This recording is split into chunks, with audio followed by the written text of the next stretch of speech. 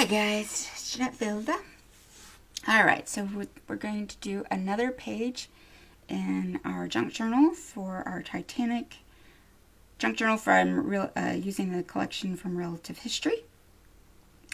And I also have some papers again today from Thoughtful Studio, and also some other Relative History pages from her Art Deco collection. I'm going to be using that today. So, get into it. We've made one page in this signature, so we're going to be in this signature again. And in here, we have this envelope. Right? And what I'm planning on doing in here is I've got this bit from one of the newspapers in the ephemera set within the collection. And it was a continuing article, but I found it interesting. It had a what we thought, and it talks about the fact that they knew that the Titanic had hit an iceberg, but that at a time they thought that things were okay. And actually, I know that some newspapers actually reported that everyone had survived, and then some had it at a much higher number. And so then as information actually came in, they started to realize what had actually happened. And so the other side is, and what we learned. And so there's what we thought, and then what we learned. And of course, this was just a continuing article, but what I've decided to do is put it on either side of this card. And then I'm going to put it in a little window. And then we'll have a pocket on the envelope. And I'm going to anchor it to the envelope with a ribbon. So I'll show you what I mean by that. So first, we need to make the window. And what I'm going to do is I'm going to use the We Are Memory Keepers frame punch board. And I've gotten questions before about the different fancy tools that I got and whether they're, do you need it? Answer to this one is no. Everything you're doing here, you're just making little frames. You can do that with a ruler and an X-Acto knife, or just a pair of scissors and a ruler. And so you do not need this board. To decide if you want to purchase this board is whether you're going to be doing this a lot. So how often do you make frames? If you are a scrapbooker and you like to put your pictures in like a frame, this would be a really great little tool to have because it very quickly lets you frame it out. And as you can see, you can make frames like they look like little Polaroids, where you have the thin frame on the top and then the bottom is a lot thicker. You can have the thickness of the frame can go up to 1 inch, so it can be 1 inch, down to 1/4 of an inch. And it's in 1/4 inch increments up from 1/4 to 1 inch. And I find it very useful. Probably because I, like that kind of thing and do it not massively often, but enough that the punch board was worth the money for me. So yeah, if you hardly ever do that, there's no reason. The X-Acto knife and a ruler will get you there without putting the money into it. So it's however much you use it, but it is a very useful item. So what I'm going to do is I've picked out some cardstock. And what I want to do is I want to put this in a little window in here. And I want a larger area up top because I'm going to put in a eyelet so that I can attach a ribbon to it. And I want a window in there so that you can read both sides. So I've got, this is actually overhead copier transparencies, for an overhead. And we don't have a copier. It definitely doesn't work in our printer, but it makes great for these kinds of things. So if you don't need thick acrylic, then those work nice. And I got those, I think that I got those at a garage sale or a flea market. So I just took one of the sheets and cut me a couple of pieces that will fit into my window. So now, and I've got 2 pieces, same size, and I'm going to cut, or use my little frame punch board to cut a frame so that then they'll sandwich together and I'll have a little window. So what I want is, on one end, I want the thin frame going around the top and to the sides, and then I want a thicker frame here. So on one end, I want 25, so I want a 25 and a 25 inch, or 0.25, sorry, inch border here and here and here. So I have these 2 little pegs on the 0.25, and I just put my paper in, and you could put it in either way because they're both the same, so it doesn't matter. And punch, and then I flip here and punch, and you can see it puts little notches in there. Now on this end, I want the one side to be 1/4 inch, but I want the other side to be 0.75 inches. And now this time it's important which direction I put it in, because I want the 1/4 inch to be on the long side, and I want the 0.75 inch to be on this side.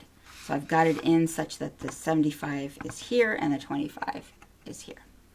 And now I punch, and you can see this is much thicker than this side is. And I flip and punch again. Okay, and so now you can see I've got 1/4 or 0.75 inch here, and I got 0.25 inch here, and then on the 2 sides. So now I use this part, and this is all 0.25. So you have a bar here, and that is the width here, right? So this width happens to be 0.25, so I put that in at 0.25, and this guy just fits. There's a little groove, and he fits in. And you got to be careful not to go past it, especially since this is thin, it'll go right through. But you're just going to cut from the 2 notches, from one notch to the other. And so you can see that that is now cut. And this one is also, so this width here is also 0.25. So I'm going to keep it at the 0.25. Oop. Put that back in the groove and slice.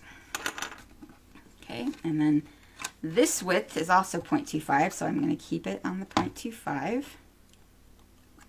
Put it back in the groove and cut. And now I have one last one, but this width is my 0.75. So now I need to move this bar to the 0.75.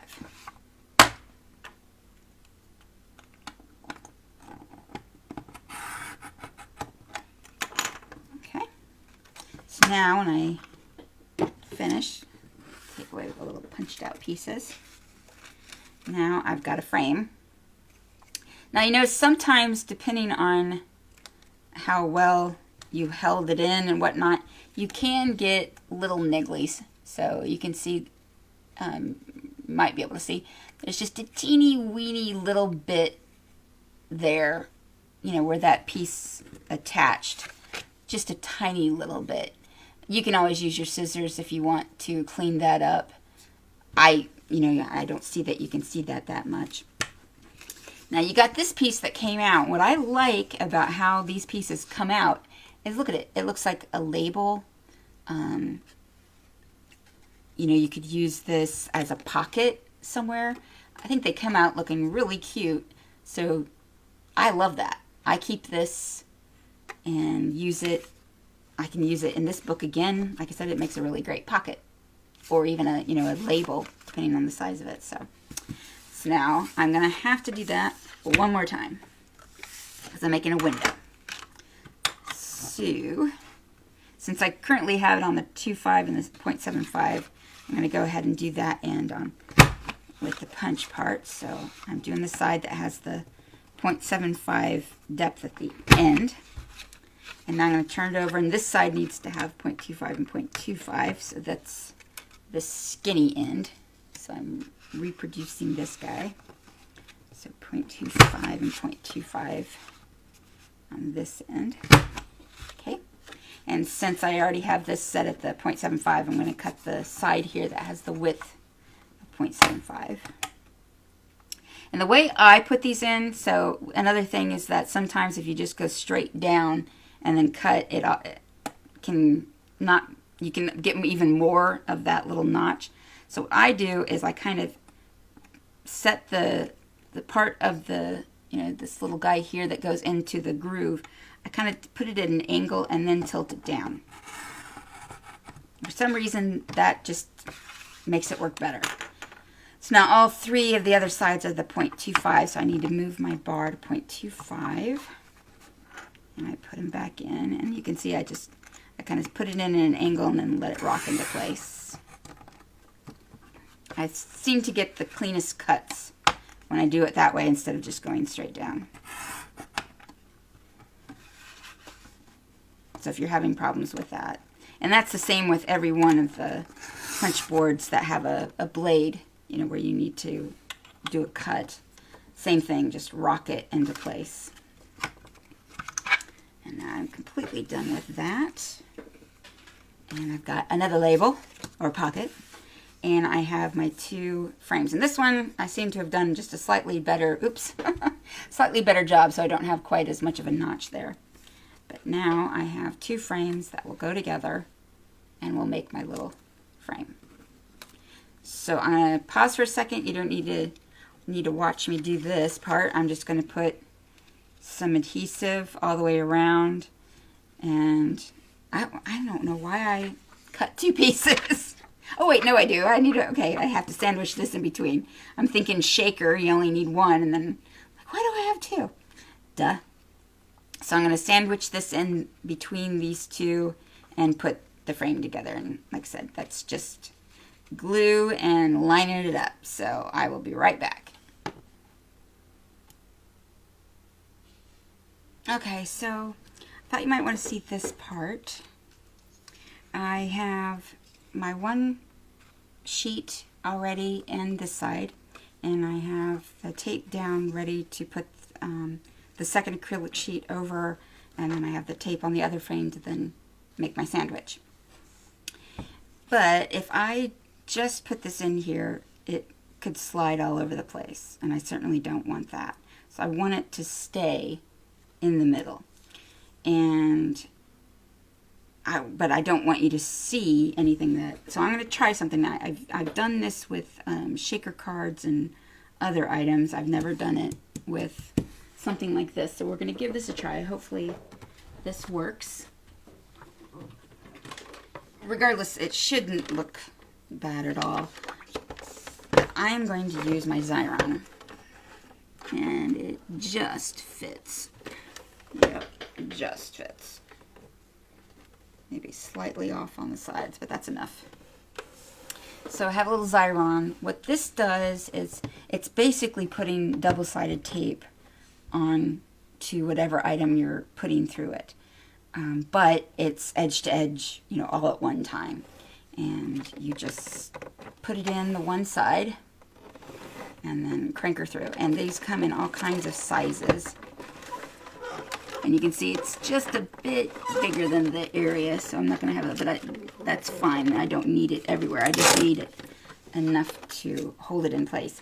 The reason I'm doing that instead of using a strip of the double-sided tape is because I'm hoping that when I take this off and you have the glue on the back, there we go, I don't want to, that when that goes down, the uniformity of the glue there will not make lines. So you can see the whole thing is now covered in glue. And so hopefully that won't look so bad.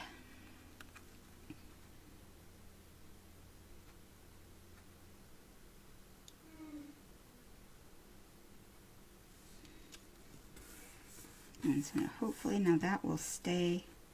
I know it'll stay in place, but I'm hoping it won't. It'll look better. Oh yeah, that looks real good.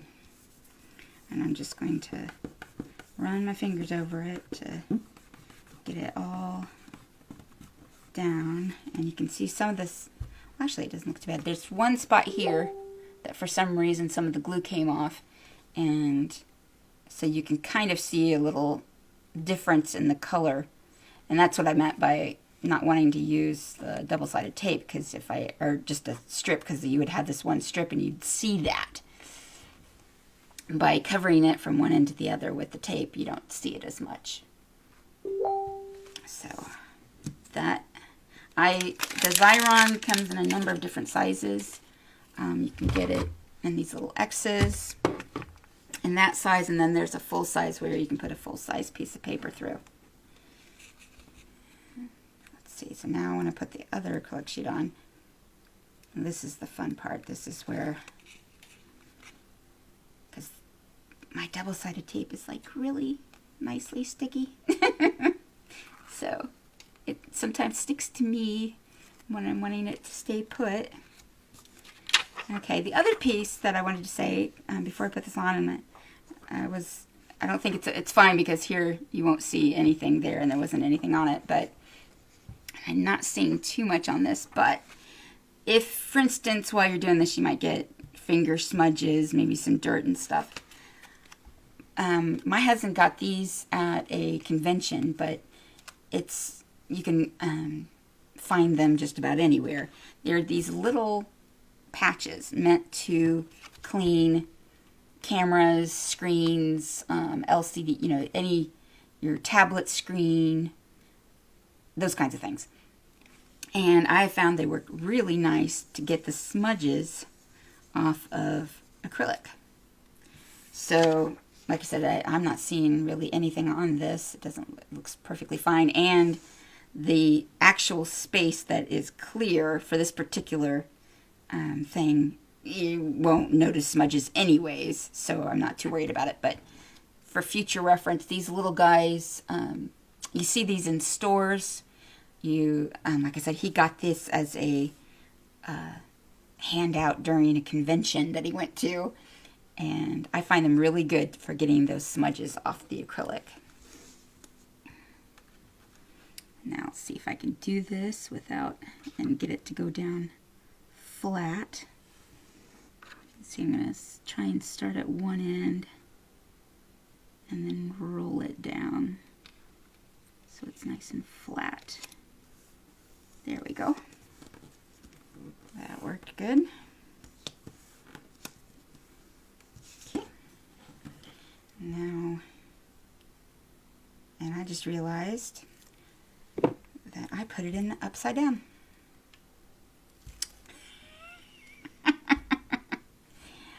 Oh, Jeanette, every stinking time. I gotta have something in my book upside down, or it just isn't a Jeanette creation, you know?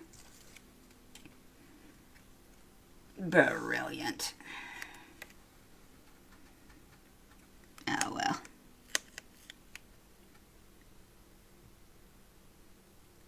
So that's where you go, I meant it, or, it was a design choice. In the end, I realized it just wouldn't look right if it wasn't upside down. And then once you've made that decision, that tiny little lie, stick with it, hold on to it, don't let go of it. Because, see, I wanted it, I've now got it upside down because I wanted to hang it like this. And now that my paper is in there upside down, it's going to be hanging upside down. Yep. Very good, Jeanette. Oh, well, like I said, just don't look too close at it. Alright, so, what I mean by that is, it's so annoying. Oh, well.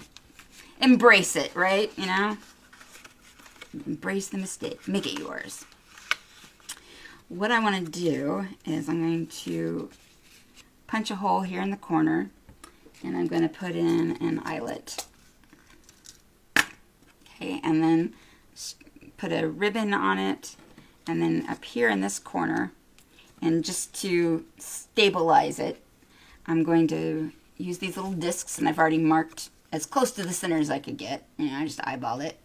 And I'm going to put another eyelet on that. Actually, I think I want to use a second disc, a little bit smaller. Yeah, I think, let me see, I had some nice blue cardstock. And I'm going to punch out a couple of blue circles. Okay.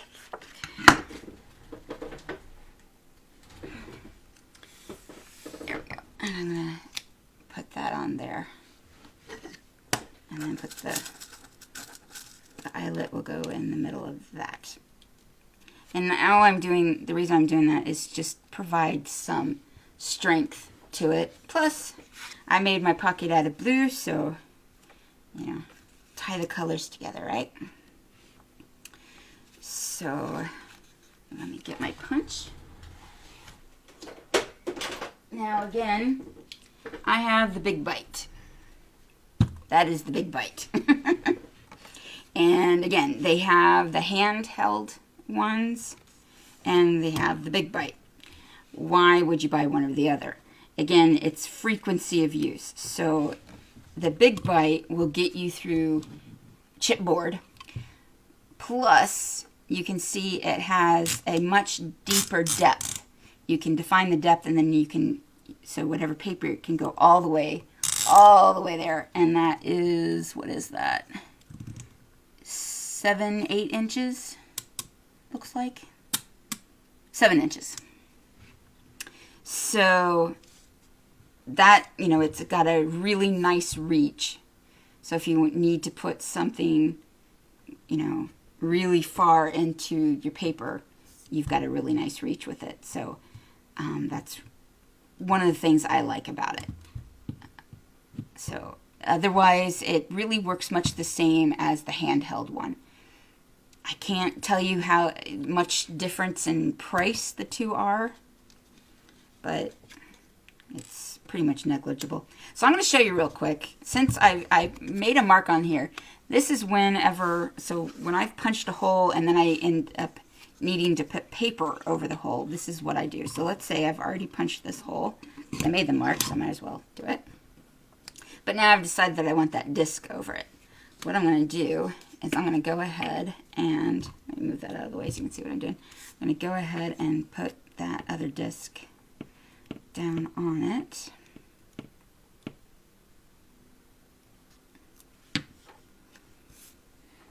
And I'm just eyeballing this. Okay. And now, if I flip it over, I can see where my hole was. Please focus, thank you. Now what I do is when I put it in here, I don't know if I'm going to be able to hold this in a position where you can see what I'm doing. I slowly go down, and just as it starts to touch the paper, I kind of spin it to ensure that it's completely in the groove. Keep going, and then there. And that repeats the hole. So if you've done something where you, especially I do this a lot when I'm making binding and I need to punch holes, but I need to do this in succession, then I punch the holes, put the paper down, turn it over, punch the holes that direction. You know, it's real, just because you've already punched it, no problem, just turn it over. And this, like I said, it's not a circle, it's actually two scoops like this. So it's not a full circle, it's two scoops. And you can get that into the groove. That's another reason why you want to kind of spin it, because it's not a circle, to ensure that those two sides are within your circle. And then down you go. Works pretty well. This time, since I haven't already put the thing on, And then what I'm going to do is line those two guys up. Use my pencil to make my mark. And punch my hole.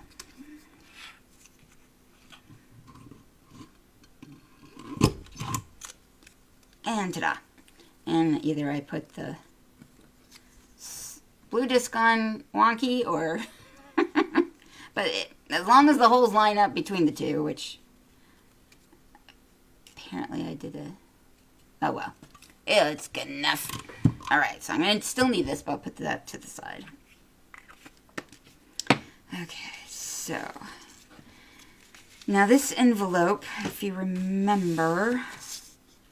is, oops, put that back on my little card, is what I did was I sealed it on this end because there was a sticky on there and I didn't want the, as a matter of fact, the sticky is coming out of it.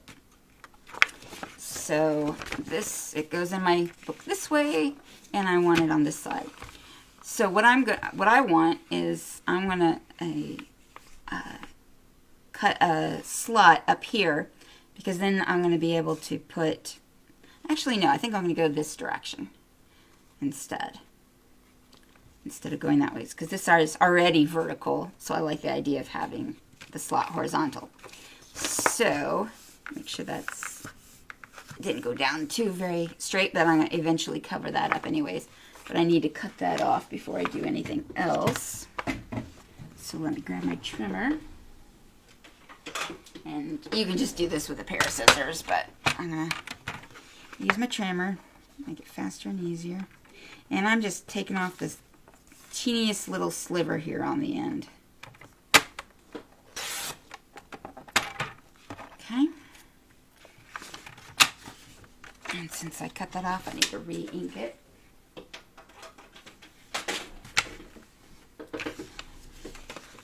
And you're probably saying, well, you know, if it already had an opening, why do that? Because, like I said, the sticky for this envelope was on this part, not on the flap. So if I just took off the top, I'd have this strip of sticky, which is fine once you put the paper down, but until then I'd have to deal with this stickiness on there. Kind of annoying. And you can see this has these flaps, so I'm going to glue those down real quick. Just use my glue stick.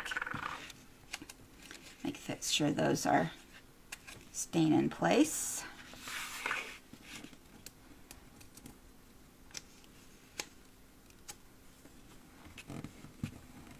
Okay. And re-ink my edge here.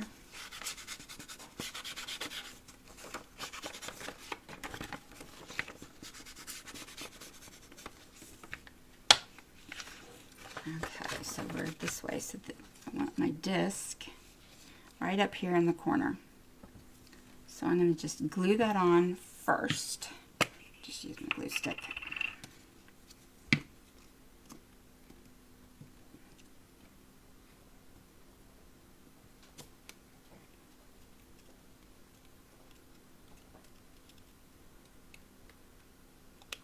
Okay, glue that on to place.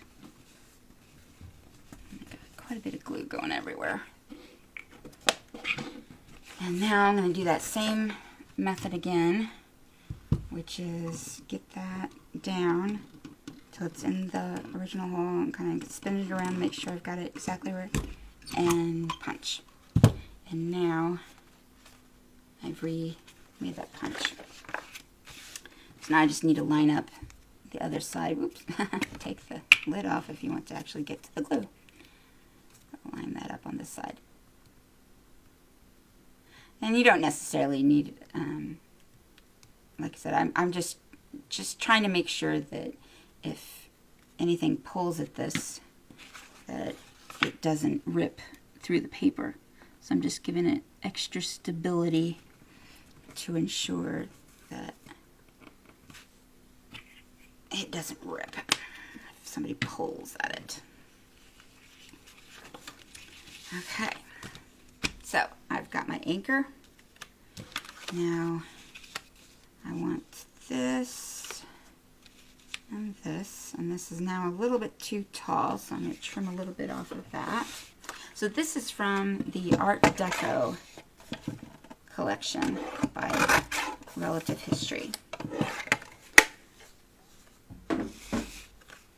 Really gorgeous collection of papers, and it works really nicely with, not necessarily the Art Deco time, but definitely close to the Art Deco time. So I forgot to ink this. Let me do that real quick.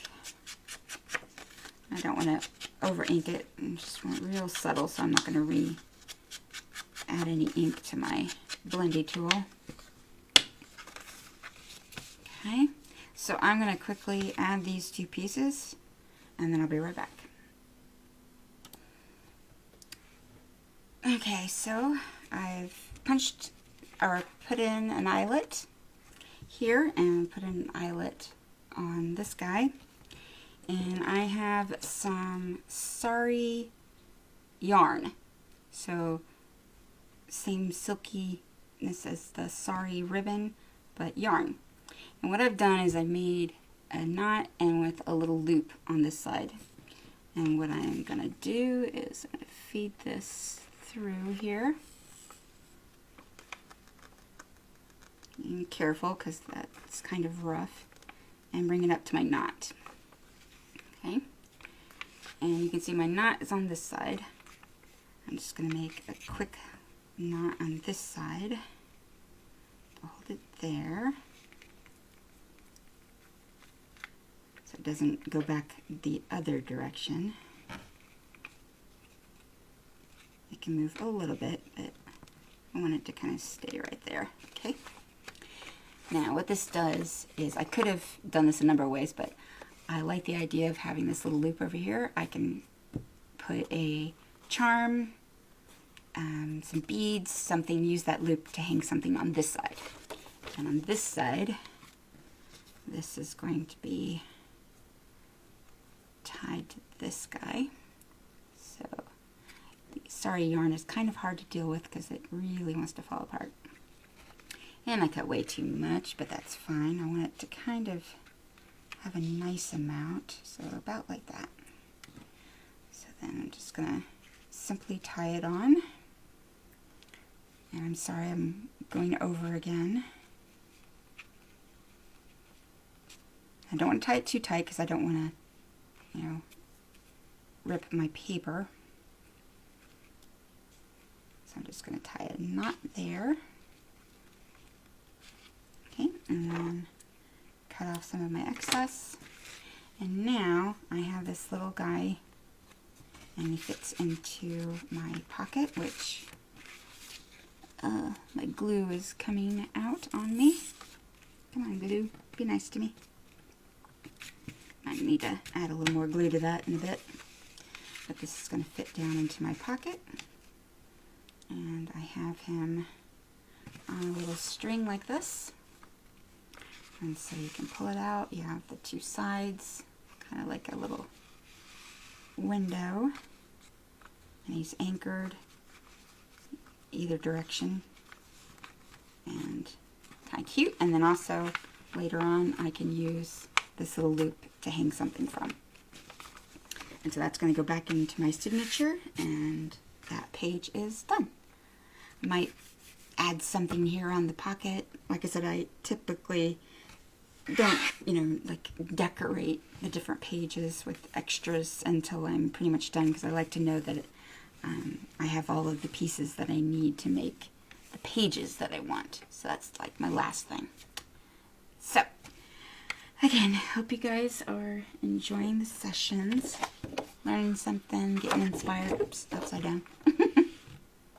Again, go take a look, Relative History, for the Titanic collection. We also used the Art Deco collection and then some papers from Thoughtful Studio, designed by Marie. So, and you can find the Thoughtful Studio papers as well at Relative History. So again, if you got questions, you can private message me or put them here with the movie, and it'll let me know that you've got a question. Otherwise, I'll meet you back again here to do another session. See you guys later. Bye bye.